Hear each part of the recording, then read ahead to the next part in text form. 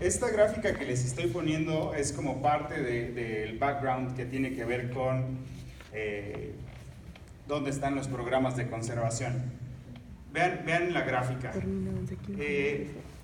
Son 10.000 años antes de la actualidad. Estamos aquí. Esta es la biomasa de millones de toneladas de animales silvestres. 10.000 años antes, ¿no? En 1900 ya teníamos esta cantidad de biomasa de vida silvestre, de animales silvestres. Esta porción azul son animales domesticados y esta porción roja son humanos, en términos de biomasa. Vean, esta línea roja es la capacidad de carga del planeta. De 1900 a 1950, vean cómo cambiaron estas proporciones. La mitad prácticamente de la biomasa en el mundo era, con respecto a 1900, sobre vida silvestre, animales de ganado y población humana. Al año 2000, vean la biomasa de vida silvestre, la biomasa de ganado y la biomasa de humanos. Y lo que se proyecta a 2050 sobre biomasa de vida silvestre, biomasa de ganado y biomasa de humanos. Obviamente esto es pues, ¿cómo podemos definir este tipo de comportamiento en términos de la biomasa? Es una extinción masiva. Estuvieron hace rato en la plática de Andrés García. Es la sexta extinción. O sea, han habido 5 extinciones previas. La última fueron donde se extinguieron los dinosaurios. Y esta es otra gran extinción, porque imagínense cómo cambió la diversidad de hace 10.000 años a 2050. Estamos en 2020 casi. Entonces, todo esto de aquí son especies que ya se extinguieron o se están extinguiendo en este momento. Para que haya una mega extinción, estamos hablando de que entre el 60 y el 70% de las especies se están extinguiendo en un tiempo relativamente corto. Entonces, eso es lo que estamos viendo de 1900 a 2050. La diferencia de esta mega extinción es que ahora la estamos ocasionando nosotros, y antes pues fue un meteorito, y antes fue, no sé, cuando se generaron las plantas y cambiaron la capa de ozono y hubo condiciones atípicas. La extinción que se está provocando ahorita la estamos haciendo nosotros. La que sigue, por favor. Y bueno, hay algunos factores principales en cuanto a la pérdida de la biodiversidad, que es el cambio, la pérdida del hábitat, cambio climático, las especies invasivas, la sobreexplotación de los recursos, la contaminación, y hay algunas otras como las enfermedades infecciosas. Yo esperaba que se viera un poco mejor esta gráfica, pero bueno, cada uno de estos, bosques, desiertos, continentales, marinos, islas, montañas, polares, tienen distintos drivers, distintos factores que en cierta medida, por ejemplo, para los bosques la pérdida del hábitat es la principal amenaza, ¿no? Pero por ejemplo para las regiones polares, pues ahí no hay un cambio de uso de suelo como tal, ahí la situación tiene que ver más bien tal vez con cambio climático, ¿no? Entonces hay distintas situaciones que van a afectar a los distintos ecosistemas. La que sigue. Y ante este escenario se han planteado estrategias de conservación pues relativamente hace muy poco tiempo.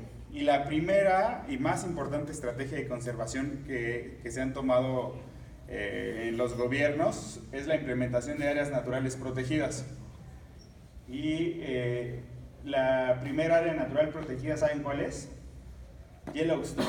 Y eso habrá sido, no sé, pues, por decirles algo, como en los 1930, si mal no recuerdo. Igual alguien sabe y me corrige, pero, o sea, fue en el siglo pasado. No tenemos áreas naturales protegidas antes de eso. Y no eran para conservar la biodiversidad. Las áreas naturales protegidas en un principio eran más bien como un recurso para los ricos, para que ellos se vayan a recrear, para que tuvieran un lugar donde poder hacer sus campamentos, o sea, era un recurso de lujo que solo los países muy ricos podían tener, ¿no? Entonces, bueno, Estados Unidos fue el pionero y a partir de esas experiencias, se empezó a cambiar el concepto de áreas naturales protegidas hasta lo que actualmente es como lo más pro en áreas naturales protegidas, que son las reservas de la biosfera, ¿no?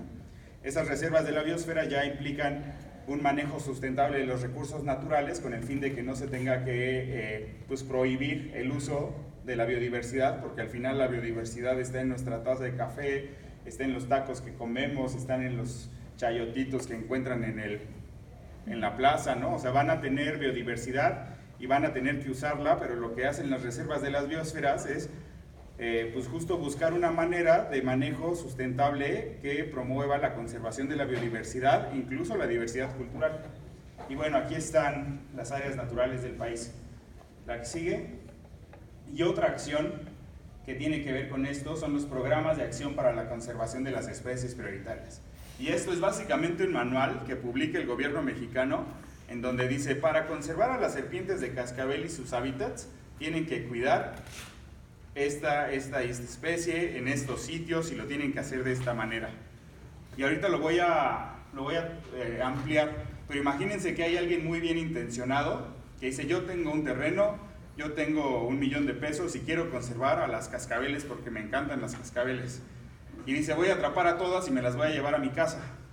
Entonces él probablemente pues, quiere cuidarlas y le dice, no, aquí en mi casa no les va a pasar nada, yo les voy a dar de comer, voy a tener un veterinario.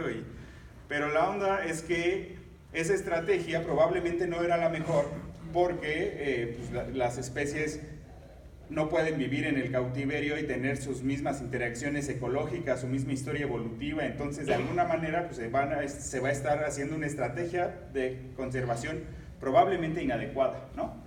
Probablemente en otros casos en donde dicen, no, pues es que solamente hay Ambistoma altamirani en la laguna de Alchichica y van a poner ahí una carretera, y si no sacamos hoy esos ajolotes de la laguna de Alchichica y recreamos su hábitat en otro lado, se va a perder la especie. Entonces en ese momento el tomador de decisiones va a tener que agarrar estos programas y ver qué puede y qué no puede hacer y bajo qué esquemas y bajo qué circunstancias, porque es mejor cuando haces conservación, a veces, casi siempre es mejor hacer algo a no hacer nada, ¿no? No sabemos qué va a pasar, porque hay experimentos que nunca se han hecho antes, ¿no? Pero pues tú puedes ver cómo destruyen o desecan la laguna del Chichica y quedarte viendo, o pues utilizar toda la información disponible que está ahí publicada, haces una reunión con expertos, o sea, buscas tomar decisiones de la manera más informada posible para que esas poblaciones no se extingan. Y de eso se tratan los pasos. ¿La que sigue? Y bueno, eso que les dije es lo que dice la ley, nada más que lo dice más bonito. Son estrategias estructuradas para cada una de las especies consideradas en el PROCER. ¿El PROCER qué es? Es el Programa de Conservación de Especies en Riesgo, y esos cuates hicieron una lista de especies prioritarias para la conservación, la coordinó Conavio, y lo que hicieron fue juntar a todas las vacas sagradas de todos los institutos y así, y les dijeron, oigan, ¿a quién conservamos? Y entonces el que estaba trabajando con ajolotes dijo, ay, a los ajolotes, porque son muy importantes, ¿no? Y el que estaba trabajando con goferus o con tortugas marinas dijo, no, las tortugas marinas, y así. Más o menos la idea era que pues sacaran un consenso de cuáles eran las especies más importantes para trabajar. Desafortunadamente, siempre son bomberazos y no se puede trabajar como uno quisiera, pero así es la realidad. Entonces juntan a las personas con más experiencia, que ese día se enteraron 10 minutos antes porque le publicó un chismoso en Facebook y entonces dice, ay, yo quería participar en esta evaluación y no me invitaron porque no soy del grupo de amigos de tal persona, pero ya me enteré que van a estar reunidos en tal lugar, van, y entonces, oye, levantan la mano, también las abronias son importantes, también las cascabeles son importantes, y entonces así se hizo esta lista de especies prioritarias. Tienen el objetivo de consolidar, promover e implementar acciones específicas y estrategias de conservación de las poblaciones de especies prioritarias en México.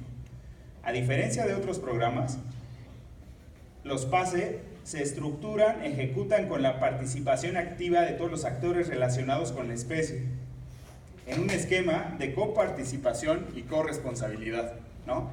Entonces, no es que yo diga, bueno, es mi pase y yo digo lo que se tiene que hacer. No, en un pase todos están invitados, todas las personas que conviven con la fauna, que la manejan, que les interesa, que tal vez no les interesa, pero lo tienen que abordar porque son el secretario de CONAFOR o son tal vez no les interesa, pero ellos, como dan dinero para talar bosques, deben de saber dónde hay abronias y deben de saber dónde hay ajolotes porque están involucrados con la fauna silvestre. Y lo importante es tener un documento que explique dónde están, cuáles son importantes, cómo hacerle para conservarlas, cómo coordinar a los distintos sectores para poderse poner de acuerdo y trabajar así. Los PASE nos permiten obtener un conocimiento actualizado sobre la situación de cada especie, acciones de protección del hábitat, las especies en acuerdo con los principales sectores y lineamientos claros de manejo, lo que brinda una estrategia integral de conservación. Eso es lo que debería de ser un PASE. La que sigue. ¿Y cómo se hace? Esto es súper importante. Si no hay alguien que tenga la capacidad de gestionar inter- y transinstitucionalmente recursos, no va a funcionar. O sea, necesitan que alguien, porque no se va a hacer solo el pase. Alguien tiene que hacerlo y tiene que decir, oye, tengo que trabajar con estas personas, tengo que coordinar con estas personas, tengo que conseguir recursos de esta secretaría, tengo que poner mi salón, tengo que poner mi café, tengo que poner mis galletas, tengo que hacer las constancias, tengo que mandar los correos. El pase no se va a hacer solito, lo tenemos que hacer nosotros y alguien tiene que tomar el liderazgo para hacerlo. Entonces, siempre me dicen, oye, ¿cómo le hiciste? Yo quiero hacer uno. Bueno, lo primero que tienen que hacer pues, es gestionar recursos para hacer el pase, porque si no pueden hacer un pase a una sola persona y publicarse, porque ya vimos que tiene que ver con una coordinación entre sectores. Y entonces, ya que gestionaste la lana y que conseguiste sueldos para los investigadores que no cobran 3 pesos y así, hay una investigación bibliográfica para entender cómo está la especie en todos sus aspectos posibles, ¿no? Luego, lo que no existe lo tienes que generar, porque, por ejemplo, hace rato estuvo la plática del licho de áreas prioritarias para la conservación de las especies en Yucatán, ¿no? Si no sabes en dónde tienes que invertir los recursos, pues hay que pagarle al licho para que lo modele y haga una propuesta con base en datos, no con base en las corazonadas, sino con base en información sólida, replicable, en donde diga, aquí se deben de hacer las áreas prioritarias para la conservación en la península. Y luego, ya que sabes en dónde, luego tienes que decir, bueno, ¿cómo sugiero que se haga esa conservación? Y esas sugerencias vienen de la participación de todos los actores que tienen pues ya idea de cómo lo podrían hacer. Luego, una consulta, porque luego, ya que hiciste las propuestas, resulta que alguien que se siente experto no se enteró y empiezan a decir en Facebook, no, eso está mal, me hubieran dicho, yo no fui, y etcétera, ¿no? La idea es que se hace una convocatoria abierta y las personas que tienen información, las personas que tienen trabajo, las personas que tienen interés, porque tal vez alguien no tiene ni información ni trabajo, pero ese día tiene interés, entonces va, se pone las pilas, estudia, hace una propuesta, tal vez hasta alguien con sentido común va y dice, oye, eso no podría funcionar, ¿qué tal si funciona mejor esto? Entonces ahí, en el grupo de gurús y de expertos, pues ya dicen, tiene razón ese señor que nadie conoce, pero tal vez es una buena estrategia, ¿no? Entonces ya se hace pues lo validan los expertos, pero luego tienes que enmarcarlo todo en los términos de referencia de la CONAM, o sea, no tiene un formato libre, hay algunos aspectos mínimos que debes de cubrir. Puedes meterle más información de los aspectos mínimos, eso es ideal, porque pues cada grupo tiene particularidades que probablemente no tomaron en cuenta los términos de referencia. Pero en general así se hace un pase. La que sigue. Y lo mínimo que debe tener un pase es título, antecedentes, descripción de la especie y problemática, objetivos, metas generales, estrategias de conservación, ejes de coordinación y soporte y evaluación, además de indicadores de que las estrategias que estás llevando a cabo funcionen. La que sigue. Entonces, estos pases son documentos que definen las acciones de conservación. Coordina estrategias entre instituciones, coordina a Semarnat con CONAN, con CONAVIO, con CONAFOR, con CONAPESCA, con el Instituto Tecnológico Superior de Zacapuaxtla. Todos deben de estar coordinados con estas líneas de investigación. Y compromete a los gobiernos en sus 3 órdenes a acatar estrategias y proyectos, porque me dicen, oye, ¿para qué hiciste un pase si de todas maneras alguien va a poner su carretera sobre Alchichica? ¿No? O sea, el pase puede prohibir que eso pase. El pase puede prohibir que hagan una carretera sobre Alchichica y se extingan Bistoma Taylori. El pase es un documento que nosotros tenemos que usar, ¿no? Entonces, ya cuando hacen su manifestación de impacto ambiental, tú puedes decir, oye, el gobierno aquí publicó que aquí existe una especie amenazada y que es microendémica y que es súper importante y que se debe de considerar como prioritaria en el estado de Puebla, por lo que vas a tener que buscarle otra ruta porque por aquí no va a pasar. Eso tiene que estar reflejado en la mía. Y si en la mía no está reflejado, pues como instituto, como sociedad, como vecino, como zoológico, como asociación que se dedica a hacer la conservación, tenemos la obligación y la responsabilidad de meter una denuncia ante la autoridad correspondiente y decirles, miren, aquí está la documentación publicada por el gobierno, porque esta situación no está funcionando y va a afectar gravemente a una especie. Aquí claramente lo dice, y no lo digo yo, lo dice el gobierno mexicano a través de sus pases, ¿no? Entonces es una herramienta que solita no hace nada. Solita es un documento en Word, un documento en PDF. Si alguien lo imprimió, pues ya está impreso, ¿no? Solito no va a hacer nada. Es para que la gente lo use. Los tomadores de decisiones los usen. Y, bueno, pues era lo que decía. Si la gente no lo usa, no funciona. ¿Va? La que sigue. Y entonces les voy a contar unas experiencias de lo que nos pasó con los pases. Hicimos 3. Primero fue el de Abronia, luego fue el de Ambistoma y luego fue el de Cascabeles. Empezando el de Abronia, ¿no? La que sigue.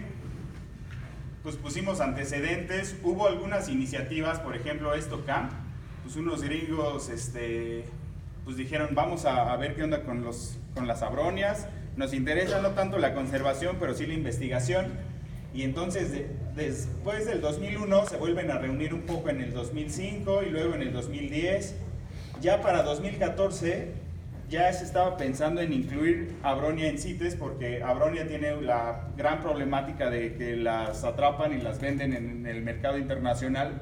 Entonces es una especie que una de sus principales amenazas es el tráfico ilegal. Entonces ya está en el CITES y luego entramos nosotros. O sea, en 2014, 2015 ya empezamos a trabajar con Abronias hasta que pues generamos este pase e incluimos a las abronias en el apéndice de CITES, en el apéndice 2 de CITES, ¿no? Entonces, hoy por hoy, las abronias en todo el mundo están protegidas. Si encuentras una abronia en Alemania, debe de tener un acta de nacimiento mexicana, como la de Arturo, ¿no? Que viene de una UMA, que paga impuestos, que genera trabajo y que te asegura que no está destruyendo una población. Si encuentran una abronia sin esa acta de nacimiento, entonces está penado internacionalmente y es un delito, ¿va? La que sigue. Y por ejemplo, las abronias son 29 especies, 20 son endémicas a México, 14 están en alguna categoría de riesgo según la NOM 059 Semarnat, y sus principales amenazas son la pérdida de hábitat, comercio ilegal, muerte por considerarlas venenosas. Porque aquí, ¿quién sabe cómo le dicen a las abronias? Escorpiones, ¿no? La gente les tiene miedo, o sea, piensan que pues, son venenosos, que incluso a la sombra, si te pega la sombra te vas a envenenar, y, o sea, hay un buen de historias, pero les tienen miedo y si ven a una la van a manchetear. La que sigue. Vean la distribución de las abronias.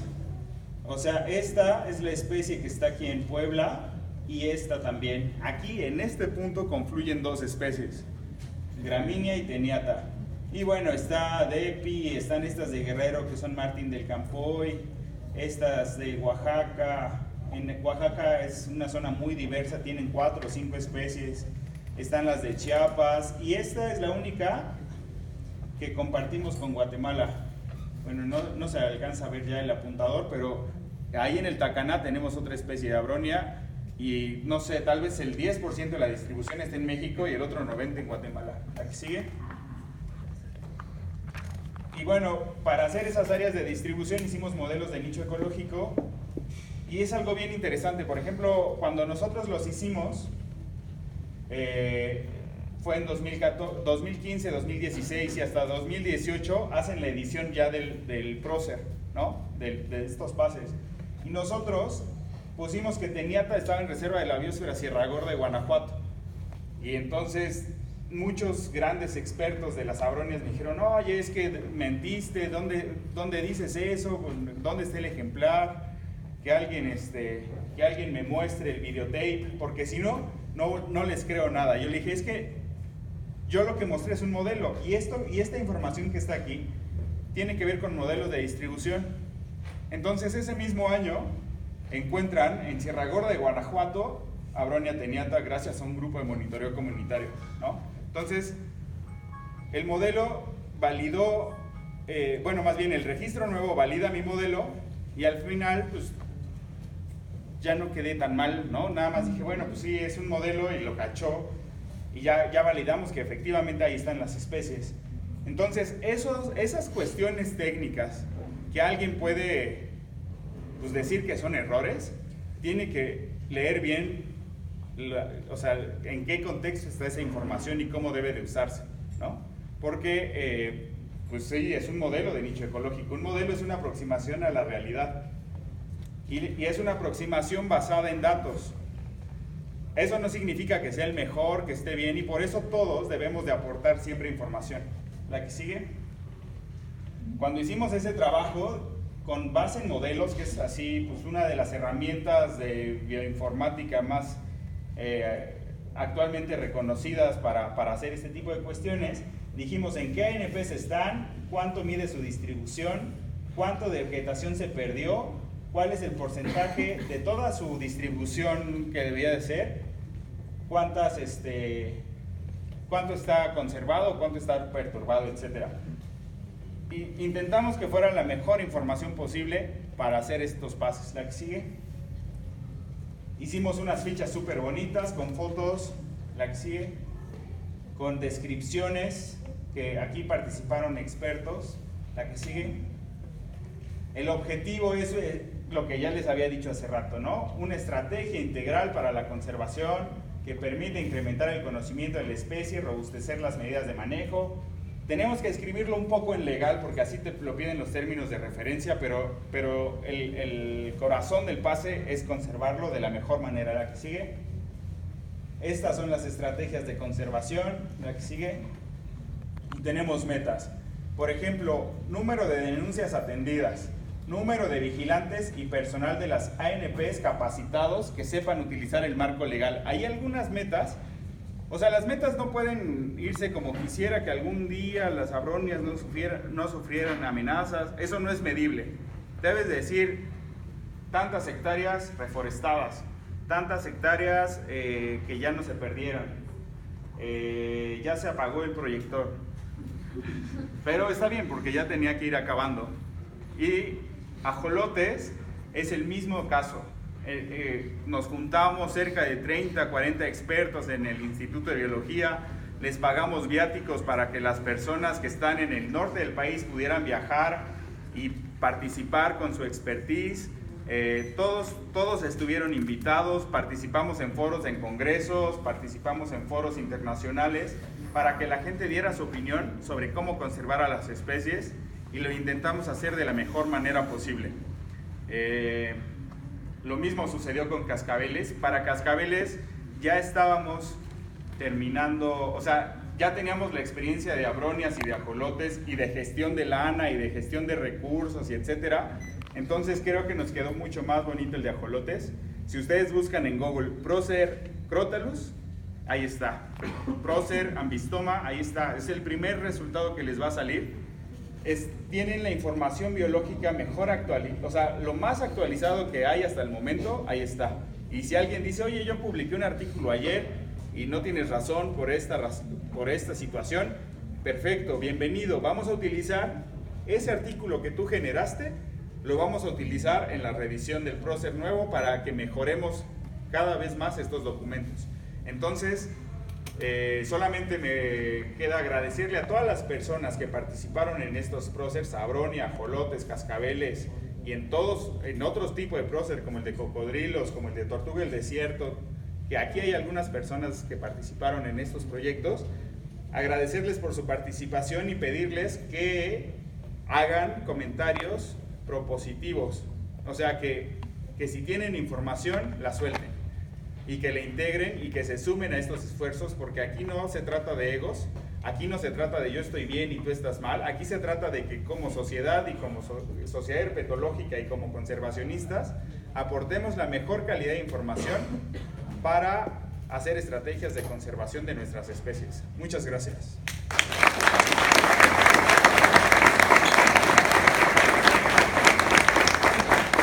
¿Cómo voy de tiempo? 3 minutos de preguntas. 3 minutos de preguntas.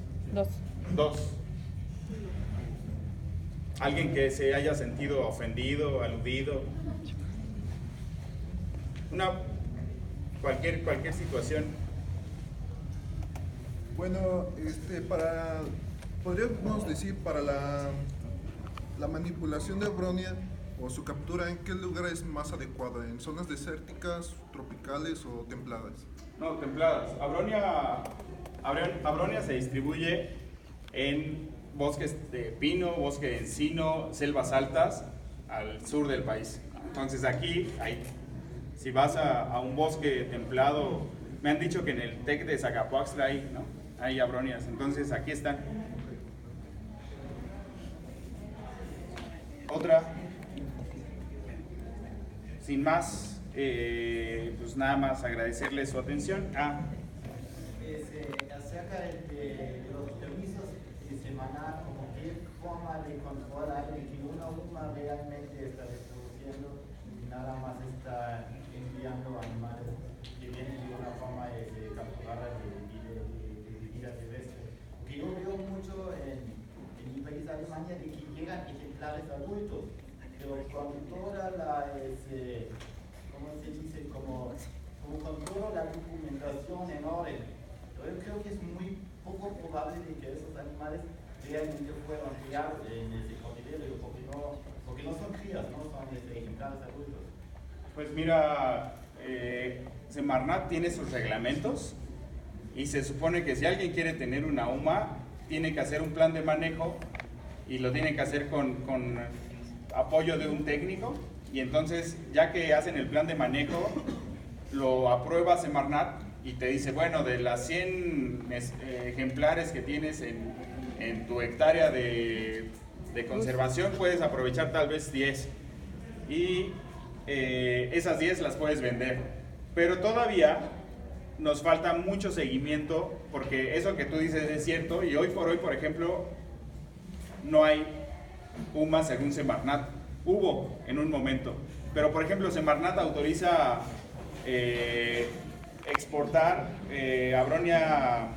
una abronia de Guatemala, no, de Honduras, que, o sea, obviamente nosotros no tenemos, o sea, ¿cómo es posible que Semarnat te dé una autorización de Abronia campbelli que ni siquiera tienes en México, ¿no? Entonces sí hay irregularidades que hay que trabajar con los funcionarios. Lo bueno es que ya tenemos los mapas, lo bueno es que ahí ya condensa la información. Entonces, pues lo que vaya surgiendo lo vamos platicando, porque ya tengo que terminar. ¿Vale? Gracias.